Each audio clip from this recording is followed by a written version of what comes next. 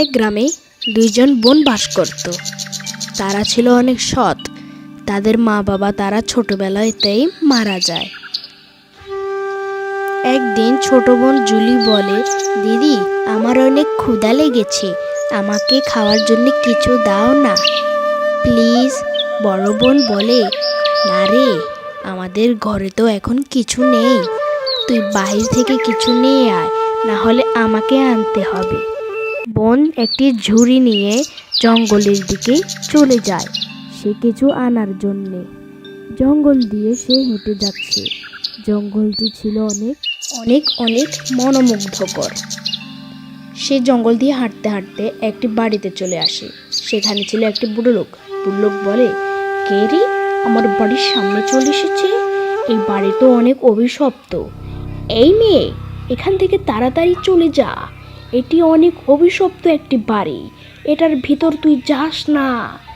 Julie কথাটি অমান্য করে সে ঘরের ভিতর ঢুকে যায়। সে ঘরের ভিতর একটি ভয়ানক আকৃতির নীলচে শরীর, চোখগুলো যেন আগুনের মতো জ্বলজ্বল করছে, এক অদ্ভুত আকৃতির মানুষ। সে জুলি তাকে দেখে তাড়াতাড়ি করে ঘর থেকে বেরিয়ে যায় এবং যেই দিক থেকে এসেছিল সেই দিক দিয়ে আবার বাড়ি চলে যেতে চায় সে। কিন্তু ভূতটি হঠাৎ তার সামনে চলে আসে। সে ভূতটি তাকে বলে, তুই আমার বাড়িতে কেন গিয়েছিলি? তোকে মেরে ফেলবো আজকে। তখন জুলি বলে, আমাকে কিছু করো না, আমি সরি। সে দৌড়াতে গিয়ে পড়ে যায় এবং তার কাছে মাপও চায়। ভূতটি বলে, ঠিক আছে, তোকে একটি শর্তে মাপ করব, তোকে যাতে আমার বাড়ির আশেপাশে না দেখি, আর বুঝতে পেরেছিস? তখন ভূতটিও চলে যায় আর জুলিও ধীরে ধীরে চলে আসতে শুরু করে বাড়ির দিকে।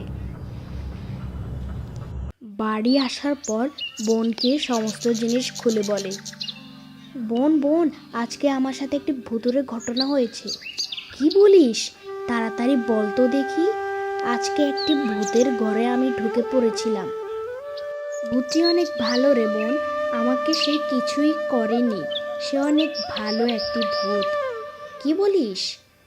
আর ওখানে যাস না, হয়তো আর তোকে সে মাফ করবে না, বুঝতে পেরেছিস? এবার থেকে আমি যাব।